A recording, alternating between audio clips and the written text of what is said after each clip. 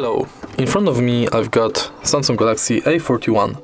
In this video I'll show you how to manage Google Pay app. In the beginning let's enter Google Pay. And as you can see, this is the homepage of Google Pay. From here you can add payment method and different types of cards. Then, if you tap here, you got access to all your payment methods, where you can manage them.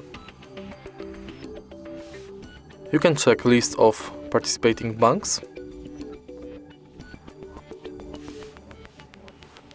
and your full activity.